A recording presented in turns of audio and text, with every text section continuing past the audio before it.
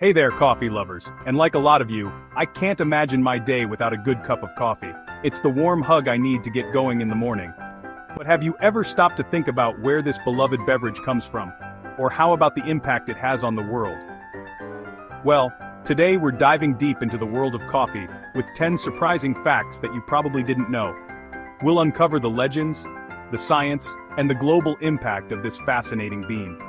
From the highlands of Ethiopia to your very own cup, we'll explore the journey of coffee and uncover some really interesting stuff along the way. So grab your favorite mug, sit back, relax, and get ready to be amazed by the world of coffee. Our story begins, as so many great stories do, with goats. Legend has it that way back in the 9th century, an Ethiopian goat herder named Kaldi noticed some strange behavior in his flock. After munching on berries from a particular tree, his goats became so energized they started, dancing.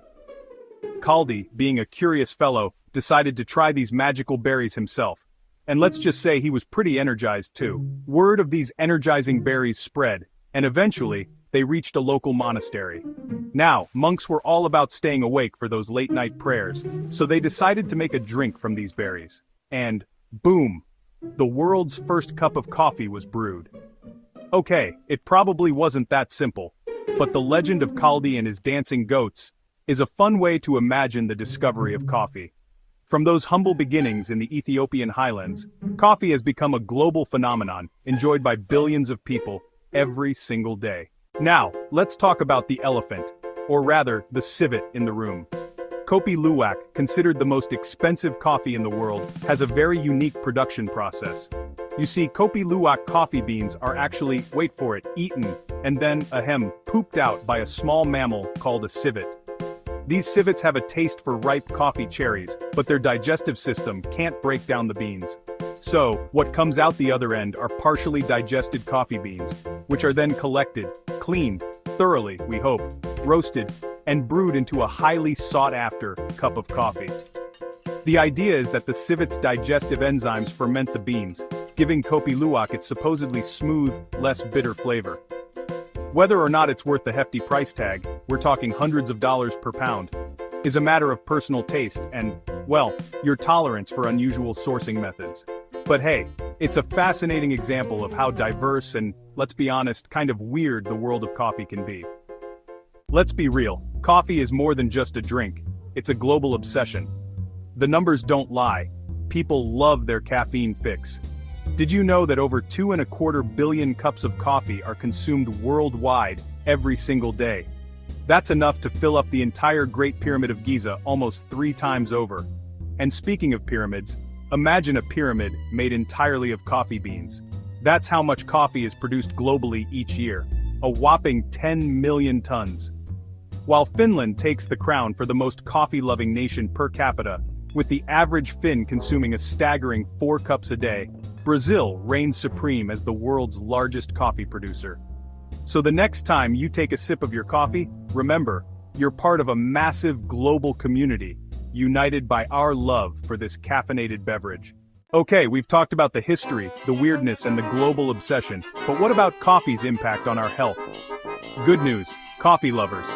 Moderate coffee consumption has been linked to a whole bunch of health benefits.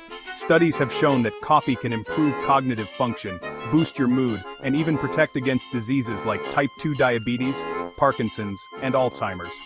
Coffee is packed with antioxidants, those little compounds that fight off harmful free radicals in our bodies. It's like a superhero squad for your cells. But before you go chugging down gallons of coffee, remember, moderation is key. Too much caffeine can lead to anxiety, insomnia, and the dreaded caffeine crash. So listen to your body, enjoy your coffee in moderation, and reap the benefits of this amazing beverage. Walk into any coffee shop, and you'll likely see bags of beans labeled Arabica and Robusta. But what's the difference between these two coffee giants?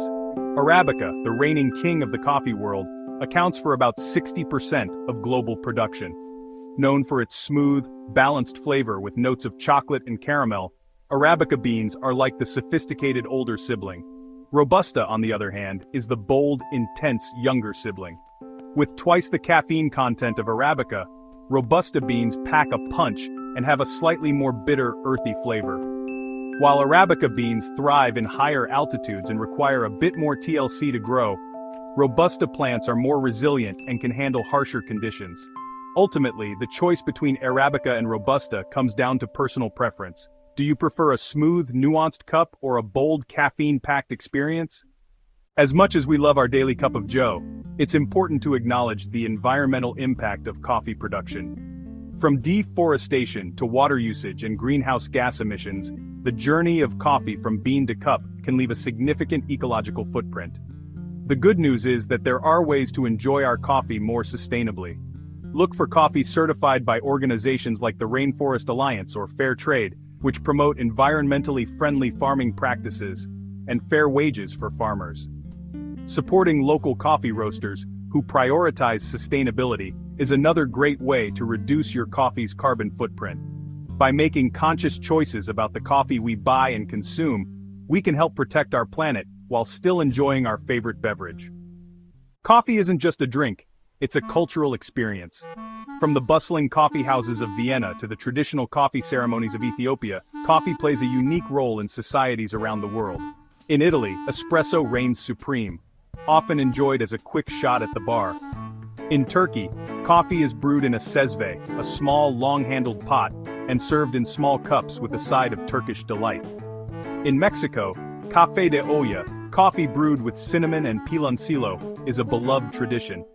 And in Vietnam, café suada, a sweet and refreshing coffee drink with condensed milk, is a popular choice. From the way it's brewed to the way it's served and enjoyed, coffee offers a fascinating glimpse into different cultures and traditions.